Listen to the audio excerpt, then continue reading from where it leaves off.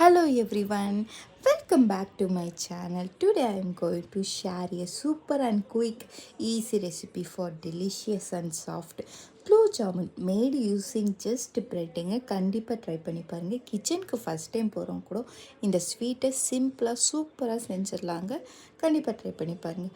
Bread as usual cut பண்ணிவிட்டு milk போட்டு நல்லா மாவு கன்சிஸ்டன்சி வர வரையும் நல்லா மெசஞ்சிட்டு குட்டி குட்டி பால்ஸாக எடுத்துக்கோங்க. நெக்ஸ்ட் என்ன, ஒரு கடாயை எடுத்துக்கோங்க. எண்ணெய் நல்லா காய்ஞ்சிட்டுக்கப்புறம் நீங்கள் ரெடி பண்ண குட்டி குட்டி பால்ஸ் போட்டு நல்லா பொரித்து எடுத்துக்கோங்க. நெக்ஸ்ட்டு சுகர் சிரப் தாங்க. அது எப்படி பண்ணணுன்னா, நீங்கள் எந்த கப்பில் போட்டு சர்க்கரை போட்டு அளக்குறீங்களோ அதே கப்பில் சேம் வாட்டர் போட்டு அளந்து ஊற்றி நல்லா கொதிக்க வைங்க. கொதிச்சதுக்கப்புறம் உங்களுக்கு ஃபைனலாக ஒரு கன்சிஸ்டன்சியில் வந்துடும். நெக்ஸ்ட்டு உங்களுக்கு ஏலக்காய் வேணால் தட்டி போட்டுக்கோங்க. குங்குமப்பூ கூட ஆட் ஆன் பண்ணிக்கோங்க. ஒரு 1.5 hours நீங்கள் ரெடி பண்ண ஃப்ரை பண்ண ஜாமுனை அதில் போட்டு ஊற வச்சு சாப்பிட்டிங்கன்னா வேறு லெவலுக்கும். கண்டிப்பாக ட்ரை